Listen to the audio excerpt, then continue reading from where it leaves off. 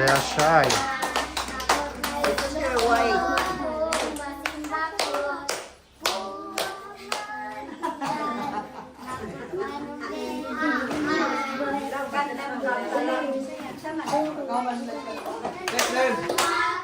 Sige lang, katawa na.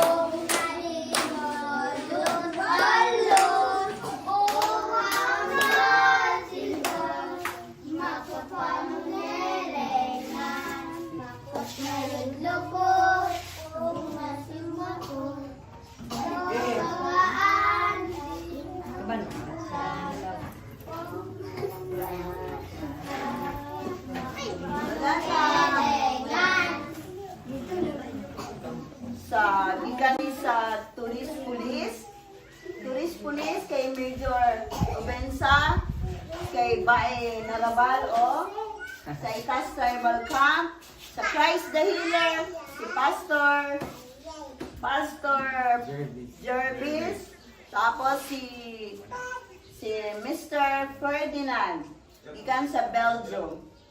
Gusto lang mo niya makita mga na siya diri. No? O ang mga nanay, musayaw para sa imuha. Tay! Sayaw.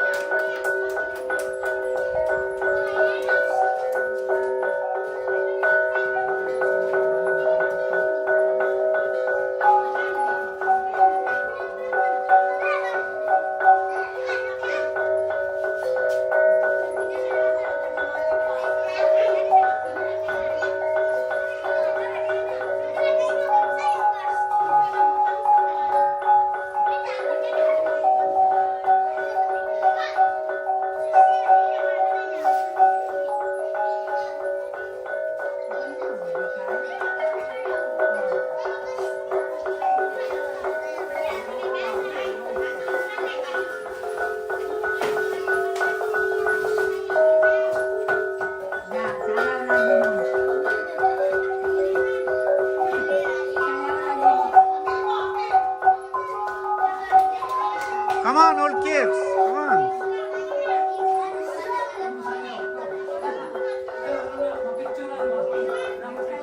Picture, YouTube, come.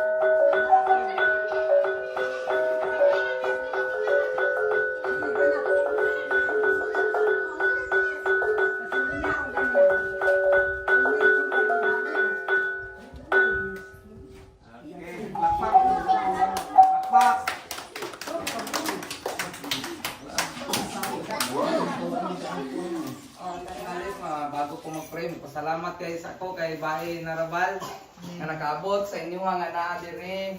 Daghang kayong salamat.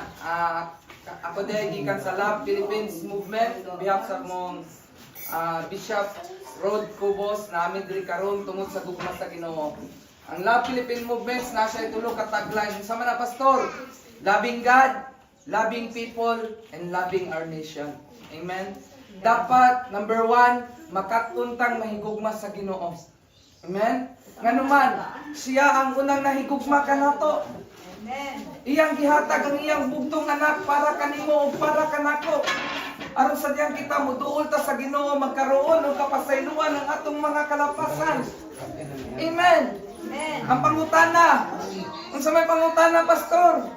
Unsaon man nato paghigugma sa Ginoo nga dili man nato siya makita? Amen. Unsa man natong buhaton? Dapat ang atong kinabuhi is atong i-offer diha sa Ginoo.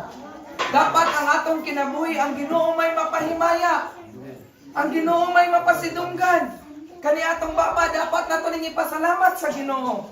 Ang atong mga kamot dapat nato ning ipakpak sa Ginoo tungod kay karong kabuntada gitagaan kanyang bagong kinabuhi. Kitatagaan tanyag gininhawa. Daghang mga tao nga naa sa gawas karon nga naa sa ospital naglububat, glory to God, na ata dinhi nakapaminaw sa pulong sa Ginoo tungod kay gihigugma ta sa Ginoo igsoon. Amen. Ingnan na imong katapat, gihigugma ta ni Lord. Amen. Atong palakpakan ang Ginoo na. Ikaduha, labing gihugmaon nato ang atong isip na tao. Unsaon man paghigugma, pastor? Amen. Unsaon man paghigugma nga maybe na ay mga nakasala karon wa ko kabalo sa imong pamilya, imong igsoon, imong anak, imong ginikanan, imong silingan ba tungod kay gimarites ka. Unsa man kadako ang iyang nabuhat na kalapasan diha sa imo dapat makatuntang mo pasaylo. Amen. Siguro paglakaw nimo karon na nang ibak sa imo wala ko kabalo. But dapat makatuntang mo release o pasaylo sa mga tao nga nakasala sa tua. Kay kinsa man ta nga dili mo pasaylo nga ibin kita gipasaylo ta sa atong Amahan sa langit. Amen. Siguro kung imo nang buhaton adunay ma-restore nga pamilya. Kung imo nang buhaton dagang ma-restore nga relasyon, wa ko kabali duol ra kay ta diri. Kung magsilingan ra ta, kung mo ray magkalaban, tama mali. Amen. Dapat makatuntang magigugma sa atong isig ka tawo. Naami diri tungod kay gigugma mo namo uban sa gugma sa Ginoo. Naami diri tungod kay naay plano ang Ginoo sa inyong kinabuhi. Ikaduha, loving our nation. Makatuntang migugma sa atong nasod. Dili pwede ang taga-Amerika o ang taga-China may muhigugma sa atong nasod. Kita ang muhigugma sa atong nasod. Amen. Atong i-protect ang atong nasod. Atong i-cover ng atong nasod. Ngayon si Jesus in Mateo 4 versikulo 17. Si Jesus misugod pagwali nga nag-ingon, hinusuli o biyai ang inyong mga sala kay hapit na maghari ang Dios. Ang Ginoo nagapanugtog sa atong kasing-kasing karon. Gusto sa Ginoo nga atong talikdan natong tanan natong kalapasan. Magamay mingon ang kagamay ra man kog sala, pastor. Dili man kay ni dako, magamay or madako man na sala na atubangan sa Ginoo. Gamay nga santol o dako nga santol parehas ra na santol. Amen. Nganuman, nganong talikdan man na atong mga sala kay hapit na maghari ang Dios. Biklonon ang panahon, gusto sa Ginoo nga maghari siya sa atong kinabuhi. Gusto sa Ginoo nga maghari siya sa atong pamilya. Amen. Maghari ang iyang gugma sa atong kinabuhi. That's why mayon ko sa imo nga naami diri akong usbon tungod kay gigugma mo sa Ginoo. Maybe na nagbalatian karon pwede kang ayoon sa Ginoo. Maybe guba ang imong relasyon sa imong pamilya karon sa diyang mangayo kag pasaylo sa iya matingala ka ma-restore ang imong pamilya. Maybe wala kay kalinaw karon tungod kay dagko kay ka problema, matingala ka i-surrender ang imong problema sa Ginoo. Kay maskin unsa man kadako ang imong problema, sama na sa barko pero sama kalapad sa karagatan ang gugma sa tong Ginoo nga ipon mo tubag sa tanan natong problema. Nagkinahanglan lang nato nga mosambit ta sa Ginoo. Maybe kulang tag kalipay karon, pero umiyon ko sa imo ang kalipay makaplagan lang diya sa Ginoo. Palakpakan natong Ginoo sa tong kinabuhi. Manindog ta, mag-prayer ta, no? Ingon si Jesus in John 1 verse 12, Hinuon nga may nituo, midawat ka nako, busag gitagaan ko katungod nga mahimo na akong anak. Si Jesus, ang atong amahan sa langit, dugay nang nagpaabot sa imuha. O starting today, gusto sa Ginoo, ngayon imong isurrender ang imong kinabuhi. Maybe wala ko kabalo sa inyo na nagbalatian karon, pwede kang ayon sa Ginoo. Ipiyong na to tong mata, kung dili lisod, mag-pray ta, kaya wala tayo mahimo kung wala ang Ginoo sa itong kinabuhi. As we pray, ato sa ating sundugod nga pag-ampo, Ginoong Yesus, sige sundog ka, ayaw kaulaw, Ginoong Yesus, ako miila, nga ako usa ka makasasala ug nagkinahanglan sa imong kapasayloan. Ginoong Yesus, mituo ako nga ikaw ang bugtong anak nga gipadala sa amahan, isip, pagbayad sa akong mga sala. Ginoong Yesus, salamat sa kinabuhing walay katapusan. In Jesus' name, in Jesus' name, in Jesus' name. Amen and amen. Padayon tagpiyong kay mag-pray ko. Yes, Lord, most heavenly Father, in the name of your Son Jesus. Tonight, O God, we worship you. We honor you, we glorify your name today, O God. Continue ka, Lord, mag-move, nini nga mga katawhan ka na ka. Lord, starting today, I plead your blood silang kinabuhi, O God. We speak for restoration. We speak for healing in the name of Jesus. I speak miracle, lamay nagbalatian karon. I rebuke the spirit of sickness in the name of Jesus. I speak healing in Jesus' name. I speak miracle in the mighty name of Jesus. Lord, the old has gone and the new has come. Silang kinabuhi. Even pa, Lord, sa life, Lord, ni Bai, sa tanang naadiri, continue ka, Lord, mag-move, Lord, mahimong kahayag ang iyang kinabuhi, ang among kinabuhi alang sa uban, Ginoo. Lord, sa damang lakaw, ang kalipay, ang proteksyon, ang gugma, magpabili ni nga lugar na sayod ko, Ginoo. Lord, gihigugma o ipanggat nimo sila. Dalaygon ka, Holy Spirit, just take your place. In Jesus' name, amen and amen. May buntag, dagang salamat. O, hinay. Hinay lang, hinay. Hinay, marami yan. O, Ay, Carolina, Carolina! hinay, hanggang kain.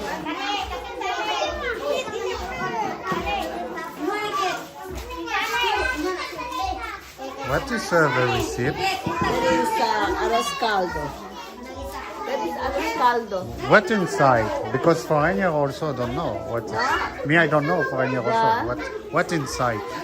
That is a cooked rice with chicken and with seasoning. Okay, thank you. That's with chicken. That's arroz caldo. Okay. Arroz caldo with lollipop. Yeah. Or you give the lollipop to them. Yeah. Okay, but by coming table. Sino daw gusto na lollipop? Siya magbigay. Wala na sila.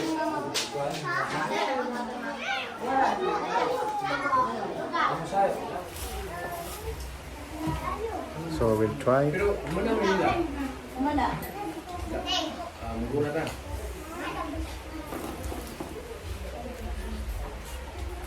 Hindi mo ba din mo ni?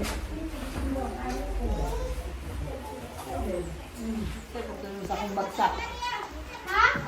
Saan na ka dito? Matatag. Uy, na ako dito. Manuol ka ng mga bata dito. Parang kakakain. Ha? Parang kakakain. Saan ito? Oh. Ay, pagkat sa dyan. Ako na rin ako na rin.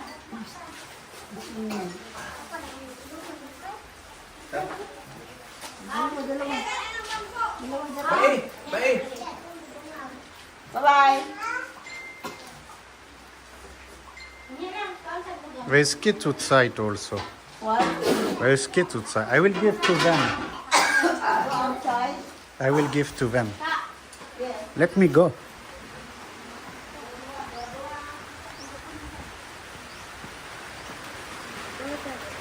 Salamat. Thank you. Thank you. Raining. So we are in Davao district and we did feeding programs. People here, you see, condition is very hard for people. I don't know if I have job, but it's very hard. So the chief of the tribe helping them today, give food, they are happy, and lollipop. It's nothing, but you know the kids are very happy because it's not easy for them. So for foreigner who don't speak Tagalog, I guess you understand it was a prayer and speak about life, about the country. When we love Philippines like that, about relation. So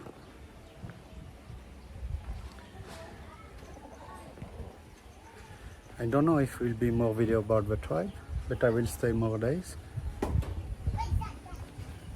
We'll say bye to all the people before. Zero. Maoniro. Bye-bye. Bye bye. Thank you. With pleasure. Thank you. Thank you. Thank you. Thank you.